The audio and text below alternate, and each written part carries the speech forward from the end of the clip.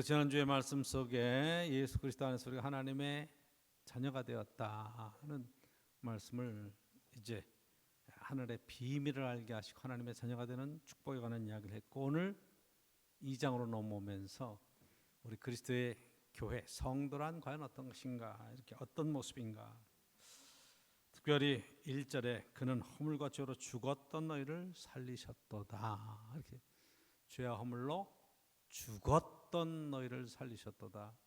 죽을 뻔한 것을 살리신 게 아니고, 죽으려고 그러는 걸 살리신 게 아니고, 죽었다 선언된 것을 살리셨다. 이것을 우리가 구원이라고 이야기하고 있습니다. 그렇죠?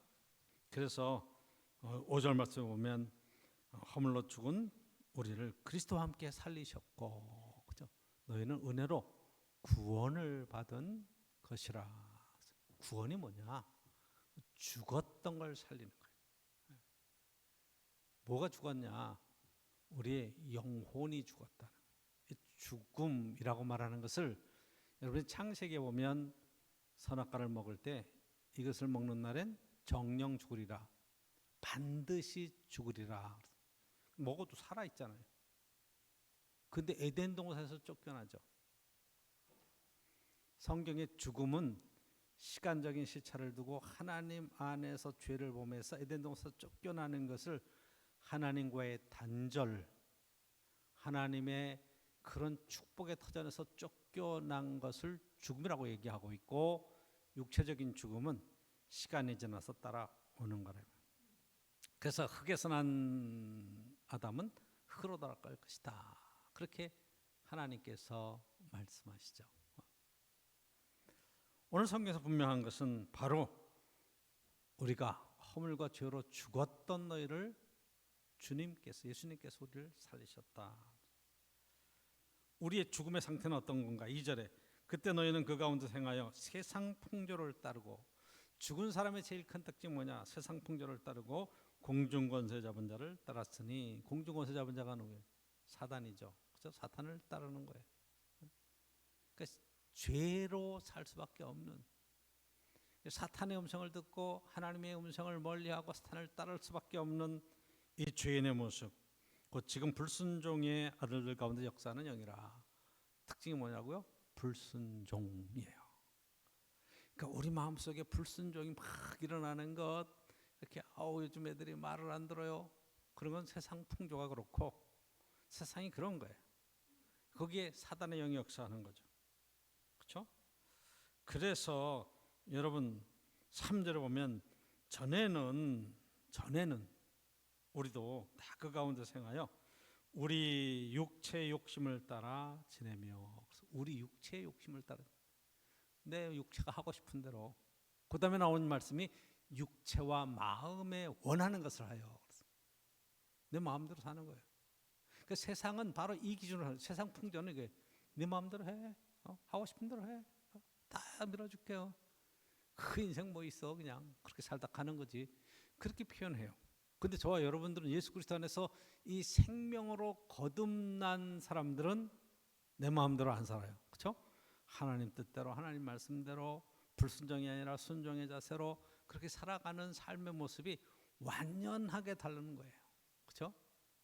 이렇게 육체와 마음에 원하는 것을 하여 다른 일과 같이 본질상 진노의 자녀였다.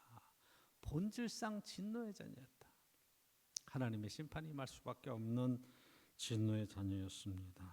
그런데 허물로 죽은 우리를 그리스도와 함께 살리셨어요. 하나님이 우리를 살리셨어요. 예수 그리스도의 부활을 통참하게 하셨어요. 부활은 여러분 육체적인 부활도 부활이지만 요한복음 3장의 물과 성령으로 거듭나서 하나님의 나라를 볼 수 있고, 하나님 나라를 들어갈 수 있고, 하나님의 자녀가 되는 권세를 주신 것 자체가 이미 우리가 영으로 살아난 것이다, 이렇게 성경은 우리에게. 그러니까 사도 바울이 구원론에 관한 이야기는 너무 정확하게 이 에베소 2장에 우리에게 설명하고 있어요. 이건 신앙의 기초 중에 기초입니다. 저 여러분도 다 구원을 경험한 사람들이, 죽음에서 벗어나서 이제 산 사람들이에요. 살아서 하나님을 아버지라고 부를 수 있는 축복, 그렇죠? 1장에 이야기하는 하나님의 자녀가 되는 권세를 주신 이 놀라우신 은혜가 2장에 이렇게 표현되는 겁니다. 이게 교회예요. 그래서 1장 여러분 23절 맨 마지막 교회는 그의 몸이니 만물 안에서 만물을 충만하게 하시는 이의 충만함이라.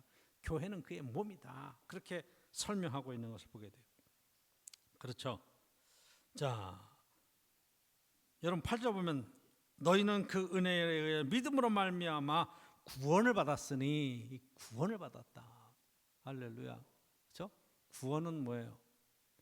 내가 예수님 믿음 안에서 하나님의 아들로 딸로 변화된 변화고, 그렇죠? 이거는 하나님 안에서 에덴 동산의 회복과 관계가 회복되는 거예요. 아버지를 떠났던 자녀들이 아버지 품으로 돌아오는 회복에 관한 이야기가 구원이에요. 그렇죠? 제가 이것을 기적이다. 다른 게 기적이 아니라 우리가 하나님의 자녀가 되는 권세를 주신 것이 기적이다.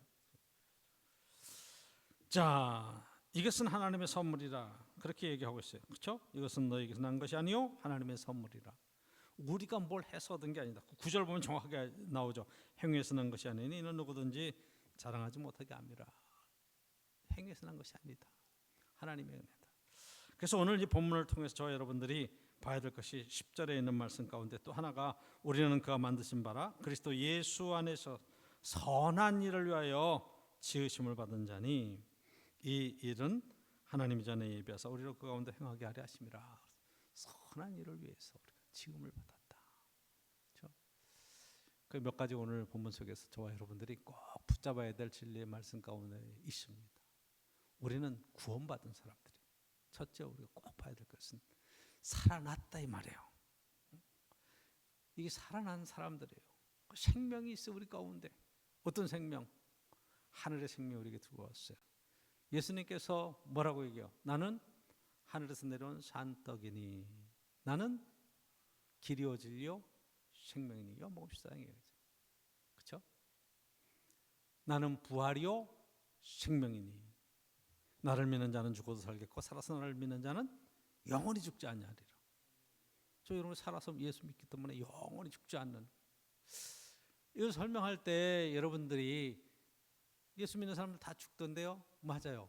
한 번 태어난 사람은 한 번 죽는 게 정해진 이치라. 근데 여러분 요한복음 3장처럼 물과 성령으로 거듭났다. born again 다시 태어난 사람은 한 번 죽고 주님 앞에서 영원히 삽니다. 근데 세상에 생명으로 가지고 한 번 태어난 사람은 거듭나지 못한 사람은 세상에 죽고 영원한 사망에 들어가서 두 번째 사망에 들어가게 되는 거예요. 요한계시록에 정확하게 표현되잖아요. 영적인 죽음이라 이야기하죠. 그래서 여러분 두 번 태어난 사람은 한 번 죽고 한 번 태어난 사람은 두 번 죽는 거예요. 영적인 이치가 그런 거예요. 저 여러분들도 육체 죽음은 다 맞게 되겠죠. 그렇죠? 육체 죽음은 다 맞을 거예요. 그런데 우리가 이 땅에 예수 그리스도로 말미암는 생명은 계시록에 있는 말씀처럼 또 오늘 말씀처럼 주님이 우리 이름을 기억하시고 영원한 생명을 주잖아요. 그렇죠? 요한복음 14장에 뭐라 그래요? 응? 두려워 마라. 근심하지 마라. 아버지의 집에 구할 것이 많다. 내가 너희를 위해서 거처를 예비하러 간다. 있을 곳을 예비하러 간다. 가서 거처를 예비하면 너희를 나 있는 곳에 함께 있게 하겠다. 함께 있게 하겠다. 그렇죠? 오늘 본문에서는 6절에 있는 말씀이에요. 또 함께 일으키사 함께 부활하게 하셔서 뭐라고 그래요? 우리를 그리스도와 함께 살리셨고, 그렇죠? 우리를 그리스도와 함께 하늘에 앉히시니 우리의 최종 목적지는 하나님 나라에 들어가는 거예요. 지난주에 하나님의 자녀가 돼서 하나님 나라에 들어가는 것은 너무 간단해요. 아버지 저 왔어요. 그럼 끝나는 거예요. 똑똑똑 누구십니까? 저 왔어요 아버지. 끝나는 거예요. 여러분들이 늦은 시간에 다 자려고 준비했는데 바깥에서 문들 띵동 누구세요? 엄마. 그러면 튀어나가요. 반갑게. 아빠. 오늘 어디로 웬일이니? 천국은 그런 곳이에요. 하나님을 아버지라고 부르지 못하는 사람이 세상에 쫙 깔렸어요. 그렇죠? 하나님, 그 이름은 여호와, 그 이름은 알라. 아무리 여호와 유일신 하나님을 부른다고 할지라도 아버지라고 부르지 못하면 문제가 심각해지는 거예요. 이름을 안다고 해서 우리가 거기에 안다는 게 아니에요. 여러분 지금 대통령 이름이 누구예요? 지금 정권이 막 윤석열이죠. 윤석열 압니다. 제 4년 고등학교 후배예요. 내가 2회 졸업식이고 4회 졸업식, 6회 졸업식이니까. 그런다고 해서 내가 그 이름을 안다고 해서 그 친구가 내 이름을 알겠느냐? 대통령이 내 이름을 알겠느냐? 몰라요. 알 필요도 없는 거고. 제가 청와대에 가서 내 후배인데 만나러 왔다 그러면 반갑게 튀어나올까요? 여러분 절대 그런 일은 없어요. 왜? 내가 아는 것하고 상관이 없다니까요. 여호와 하나님의 이름을 알고 여호와를 그 이름을 부르는 여호와의 증인들도 하나님을 아버지라고 부르지 못하면 못 가는 거예요. 아버지라고 부르는 사람이 들어간다니까요. 이게 구원이에요. 구원은 이 땅에서 예수 믿고 내가 하나님의 자녀가 되었습니다 하는 것으로 누리는 구원만이 아니라 하나님 안에 가운데서 죽었던 너희를 살리셨다 하는 거예요. 그러니까 여기는 어떤 조건이 있을 수 없단 말이에요. 여러분 여기 시체가 있어요. 시체를 향해서 일어나라고 얘기해요. 시체 일어나라. 제가 한번 신방을 갔다고 생각해 보세요. 우리 집사님 돌아가셨어요. 목사님 와서 기도해 주세요. 그래서 조문을 갔어요. 근데 누워 계시고 안에 이렇게 들어가기 전에 입관하기 전에 일어나십시오. 일어날 수 있을까요? 내가 일어나라고 그런다고? 내 목소리가 들리면 일어나십시오. 그랬어. 제가 제 목소리가 들리면 일어나십시오. 조건이 딱 하나야. 목소리를 듣고 일어나라는 거예요. 그러면 시체가 목소리를 들을 수 있습니까? 목소리를 들을 수 있으면 시체가 아니죠. 그렇죠? 시신이 아니에요. 들을 수가 없기 때문에 시체예요. 너무 쉬운 걸 했나? 그러면 손가락을 좀 움직여 보십시오. 그러면 이렇게 세우겠습니다. 살려주겠습니다. 조건을 그렇게 걸었다고 그래. 그럼 손가락을 움직일 수 있어요? 오른손을 들어보십시오. 그러면 살려주겠습니다. 말이 안 되는 거예요. 오른손을 들을 수 있으면 그 사람은 죽은 사람이 아니에요. 죽었던 너희를 살리셨다는 것은 꼼짝 못하고 아무 의식도 없고 아무것도 모르는 거예요. 저와 여러분들이 언제 구원을 받았느냐? 우리 속에 하나님에 대한 생각이나 아무것도 우리가 없을 때 주님께서 우리를 찾아오셔서 우리를 살리신 거예요. 먼저 살리신 거예요. 십자가의 그 큰 은총으로 우리를 살리셨다. 구원은 여기에 있는 거예요. 하나님께서 먼저 우리에게 그리스도를 통한 사랑을 베푸시고 우리를 살려주셨다. 지금 사도 바울은 이것으로 구원론을 이야기하고 있는 거예요. 먼저 하나님이 살려주셨다. 그리고 살려놓고 나서 그 다음에 일어나라, 걸어라, 나를 증언해라. 이 이야기는 산 사람이 할 수 있는 거라 이 말이에요. 우리가 뭘 해서 구원 얻은 것들에 대한 이야기를 할 수 있는 건 절대로 아니에요. 저 사람 교회 열심히 나오는 거 보니까 구원 얻은 게 틀림이 없네. 오후 새벽 기도에 저렇게 열심히 하는 걸 보니까 구원 얻은 게 틀림이 없어. 여러분 그건 다 아니에요. 새벽 기도를 못해도 주일날 정한 시간에 예배를 못 드려도 드리면 정확하게 우리가 예수 그리스도 안에서 확신을 가지고 말씀을 드릴 수 있지만 그렇게 못한다고 해서 구원 못 받은 것이 아니라 말이에요.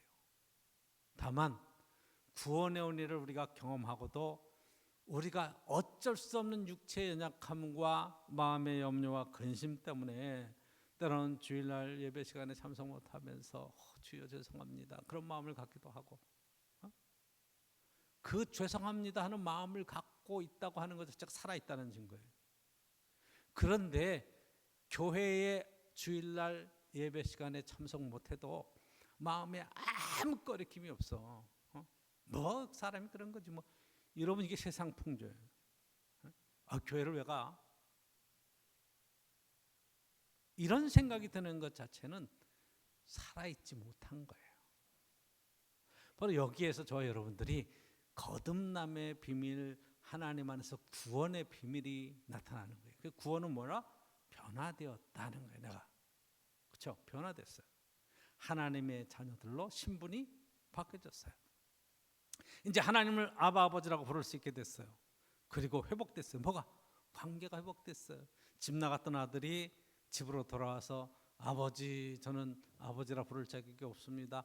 그렇게 말하는 것과 똑같은 거예요. 죽었던 내 아들이 살아왔구나. 그 아버지가 잔치하는 그런 상황들. 그 구원을 얻었다는 것은, 구원받았다는 것은 이렇게 놀라운 축복이 저 여러분들에게 있다. 이렇게 오늘 성경 말씀은 정확하게 얘기하는 거예요. 할렐루야. 그렇죠? 구원받으셨습니까? 아멘입니다. 구원은 내가 받는 게 아니라니까요. 주님께서 살려주셔서 받은 거예요. 그냥 은혜로 임한 거예요. 그래서 이것이 하나님의 은혜로 된 것이라 이렇게 이야기하고 있는 거예요. 그래서 5절 보면 허물로 죽은 우리를 그리스도와 함께 살리셨고 너희는 은혜로 구원을 받은 것이라. 은혜는 뭐예요? 내가 한 것이 아무것도 없어요. 거저 베풀어 주시는 거예요. 조건이 아무것도 없어. 그냥 살려놓은 거예요. 이 귀한 은혜를 저 여러분들이 받았어요. 그러니까 감사할 수밖에 없죠. 감격할 수밖에 없죠. 이 은혜를 알고 있으면 우리가 신앙생활을 어떻게 게을리할 수 있습니까? 이 은혜를 아는데 우리가 어떻게 소홀히 할 수 있습니까? 살아있는데 지금 여러분 지금 병원에 가서 보면 이 하루를 살기 위해서 지금 막 수백만 원씩 돈을 내면서 목숨을 연명하고 있는 사람들이 있어요. 그 사람들에게 여러분 수천만 원이라고 돈이 든다고 해도 내가 살 수만 있다면 내 집을 다 들어서도 내 모든 재산을 들어서도 그렇게 할 수 있겠다고 그렇게 많은 사람이 허다분해요. 근데 아무 조건 없이 의사가 살려놨다. 그게 엄청난 이야기죠. 죽고 있는 사람을 살려놨어요. 지금 여러분들이 이 TV나 뭐 신문을 봐도 이 사회적으로 어렵게 정말 고통 가운데 죽는 사람들이 숫자가 얼마나 많은지 몰라요. 전쟁 때문에 당하고 질병 때문에 동당하고 사고 때문에 지금 사고사를 당하고 그런데 그 사람들에게 제일 듣고 싶은 말이 뭐냐? 죽지 않습니다. 당신은 살았습니다. 이 이야기를 듣는 게 최고 아니겠어요?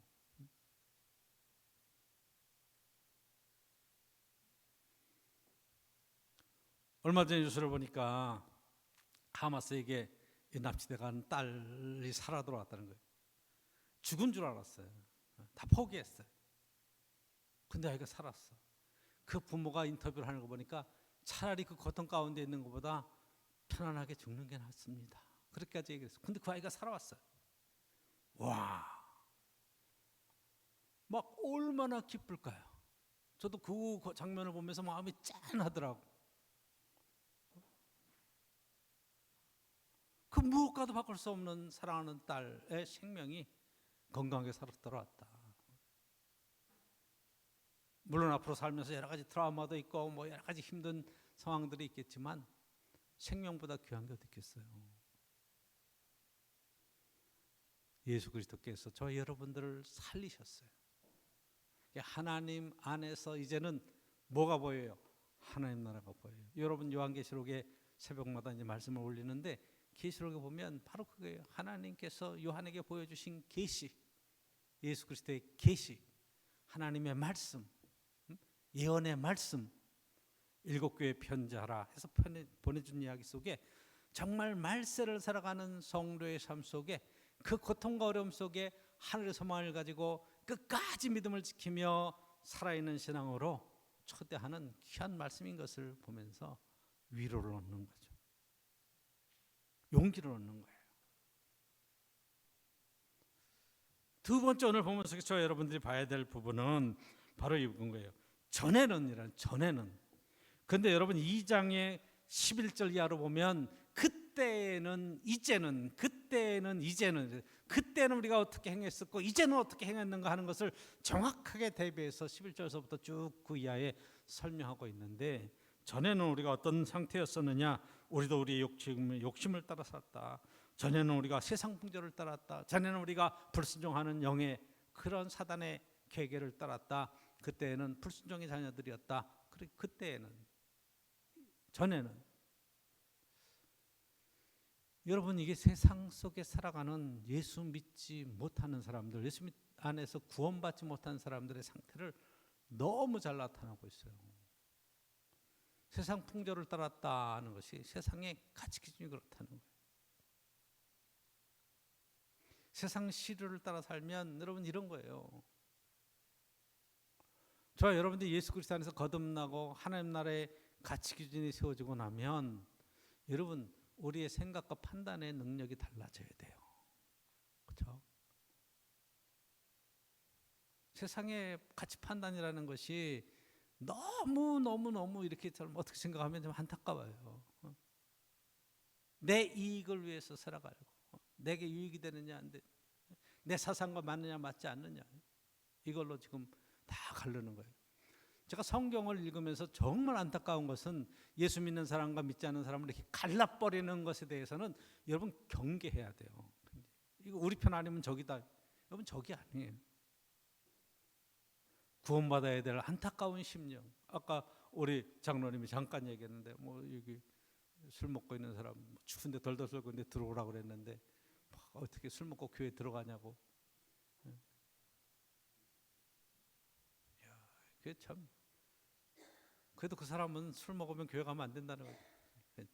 내가 주님을 모셨는데 어떻게 다시 주님을 또 모시겠느냐, 그런 표현 같아. 근데 여러분 정말 구원을 얻었으면 술 먹고도 교회 오는 게 중요해. 술 먹고 술 취해서도 주여 그리고 들어오면 그 사람은 기회가 있어. 근데 세상적인 가치관으로는 어떻게 내가 도덕적으로 깨끗하고 정결하고 그래야 교회를 갈 수 있지? 아니에요. 그런 게 아니에요.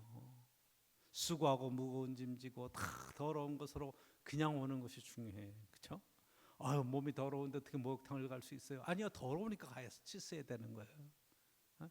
머리가 이렇게 지저분한데 어떻게 이발소를 갈 수 있어요? 아니 지저분하니까 가서 이발하라는 거지. 머리가 다 한정하고 깨끗한데 이발소에 왜 가요? 미장원에 왜 가요?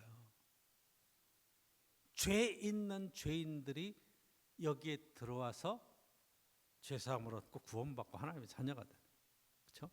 세상 풍조를 따랐던 사람들이 모여서 세상 풍조를 내려놓고 하나님의 거룩한 사랑으로 거듭나고 변화되는, 그래서 회복되는 은혜를 누리는 것이 교회예요.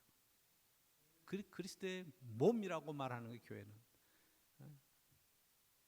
너희가 이렇게 해서 구원을 얻은 것이다 말씀하셨어요. 세상 풍조를 따르고 그렇게 살아갔었는데, 여러분 3절을 보면 전에는 우리도 다 그 가운데서 우리 육체의 욕심을 따라 지내며 육체와 마음에 원하는 것을 하여. 그러니까 여러분들이 계속 실수하는 게 예수 믿고 신앙생활하면서 내 육체에 내 마음에 이렇게 여러분 살아가면 안 되는 거예요. 저 사람이 내 마음에 드는가 안 드는가 그런 건 상관없어요. 신앙생활은 내 마음에 안 들어도 주님 안에서 축복하고 주님의 뜻 안에서 순종할 수 있어야 돼요. 주님의 마음에 들면 되는 거지요. 그렇죠? 그러니까 내가 주님의 마음에 들게 행동하면 되는 거예요. 나하고는 상관없는 거라는 말이에요. 사도 바울이 뭐라고 얘기하는 거니? 내가 남에게 판단받는 걸 난 중요하게 생각하지 않는다. 나도 남을 판단하지 않는다. 나를 판단하시는 일은 주님이시다. 주님 앞에 판단받는 게 중요해요. 그렇죠? 그래서 저 여러분들이 세상 풍조를 내려놔야 돼. 내 마음에 드나 안 드나 그런 거 다 내려놔야 돼. 한번 여러분 생각해 보세요. 제가 여러분들을 쭉 볼 때 다 마음에 들겠어요? 그럼 여러분들은 저를 볼 때 제가 다 마음에 들어요? 많이 부족해요. 그럼에도 불구하고 우리가 함께 힘을 모으고 또 이렇게 재능을 모아서 헌신하고 사랑으로 그렇게 사역을 감당하는 거죠. 그렇죠? 그래서 우리를 이렇게 구원하시는 원칙이 세상의 원칙과 세상의 가치 기준을 따르고 세상의 자기 이익을 따르는 인생을 사는 게 아니라, 그렇죠? 뭐라 그래요? 10절에 우리는 그가 만드신 바라 그리스도 예수 안에서 선한 일을 위하여 지으심을 받은 자다. 그 세 번째 이야기는 우리는 주님 안에서 선한 일을 하도록 지음심 받은 것이다. 그렇죠? 그래서 7절에 보면 이는 그리스도 예수 안에서 우리에게 자비하심으로써 그 은혜와 지극히 풍성함을 오는 여러 세대에 나타내라 하심이라. 하나님의 은혜가 이렇게 큽니다. 하나님의 그 풍성한 축복이 있습니다. 그런 것을 나타내며 살도록 그렇게 우리를 부르셨다는 거예요. 저 여러분들은 예수님을 나타내는 작은 그리스도인으로서 사는 겁니다. 우리는 해처럼 밝게 살 수는 없어요. 그 달처럼은 살 수 있어요. 해가 비치면 밝게 빛나는 달처럼은 살 수 있어요. 주님이 태양이고 해라면 저 여러분들은 작은 별이 돼서 주님을 섬기 그런 같이 빛날 수 있는 축복된 자리에 세워지는 거죠. 선한 일을. 어제 그제 이틀에 걸쳐서 교회 김장을 했습니다. 사진 이렇게 밴드에 올라가기도 하고 했는데 첫째 날 오셔서 김목수 장로님 열심히 무채다 쓸어 놓으시고 김목수 권사님까지 오셔서 막 또 이렇게 한 일 거들고 그래서 너무 감사하죠. 첫날 막 준비를 많이 해놓으셨어요. 둘째 날 여러분들이 여러 분 오셔서 다 열심히 그렇게 봉사하시고 애를 써주셨어요. 제가 보니까 10분이 넘는 분들이 오셔서 또 두 분 권사님이 돼지고기를 얼마나 잘 이렇게 싸우셨는지 먹고 남아서 다 이렇게 싸드렸어요. 싸드릴 정도로 이렇게 풍성하게 준비를 해주셨어요. 못 드신 분은 좀 안타깝죠. 첫날만 와서 애를 쓰다가 못 드셨는데 참 감사해요. 넘치도록 섬김 때문에 감사하죠. 신앙생활 한다는 것은 여러분들이 자그만 힘들이 모여서 얼마나 빨리 했는지 토요일 날 점심 먹고 끝났어요. 오전 중에 잠깐 하고 그렇게 열심히들 해주셨어요. 너무 감사해요. 그리스도의 선한 일에 교인들이 한 해 동안 같이 식사할 때 섬기는 그 일에 그래도 한 부분을 감당할 수 있는 축복이 얼마나 큰 거예요. 하나님의 위로가 있을 겁니다. 그렇죠? 그런데 우리가 그 교회 안에서의 활동만이 아니라 이제 세상 속에 나가서 주님 안에서 섬김의 그런 사역들을 감당해가는 것들이 얼마나 귀한 건가. 지난 한 해 동안의 삶을 돌아봐도 러시아 쪽에 또 카자흐스탄, 우즈베키스탄에 가서 선교 사역도 하고 필리핀의 사역도 감당하고 또 미얀마 쪽에 그런 선교 사역들도 감당해가면서 세계 선교 한 부분을 저희 교회에서 또 감당해갈 수 있었던 축복도 있었고 국내적으로 또 여러분들이 열심히 헌금을 하면서 어려운 이웃들을 향한 그런 섬김의 축복과 그런 은혜도 함께 나눌 수 있었고 정말 넘치는 은총으로 어려운 가운데서도 최선을 다해서 섬기는 모습 속에 하나님께서 이 선한 일을 위해서 우리를 지으시고 부르신 그런 사명들이 있는데 기왕 인생을 3번 살고 쓰임받을 때 착하고 충성된 종아, 주님께서 그렇게 얘기하시죠. 착하고 충성된 종아, 선한 일에 쓰임받기 위해서 우리를 부르시고 지으셨는데 악한 일에 악하고 게으른 종아 이렇게 부름받는 것보다는 얼마나 귀한 축복이에요. 주님 안에 갔을 때 주님 앞에 섰을 때 수고했다. 정말 애썼다. 내가 내 수고를 안다. 그래서 주님 칭찬하시며 주의 위로가 분명히 있을 겁니다. 그러니까 여러분 최선을 다해 주세요. 최선을 다해 주세요. 그 최선이라는 것은 비교할 수 없는 거예요. 내가 할 수 있는 범위 안에서 최선을 다해서 열심히 하면 되는 거예요. 누구에게는 100이 될 수도 있고 누구에게는 10이 될 수도 있고 누구에게는 1이 될 수도 있는 거예요. 그게 중요한 게 아니에요. 그렇죠? 내게 주시는 은혜를 감당하기 위해서 오늘도 마음을 다해서 섬기면서 주의 위로를 경험할 수 있었다. 그러면 그것보다 귀한 것이 어디 있겠습니까? 오늘도 구원의 귀한 은혜를 주시고 에베소 교회의 공동체의 일원으로 주님이 쓰시는 그 위로를 우리에게 주셨는데 오늘도 에베소 교회와 같이 저와 여러분들이 하나님 앞에서 구원받은 귀한 백성들로 온전하게 쓰임받는 정말로 놀랍게 풍성한 은혜를 주님 안에서 표현하는 귀한 역사가 있기를 간절히 축원합니다. 기도하겠습니다.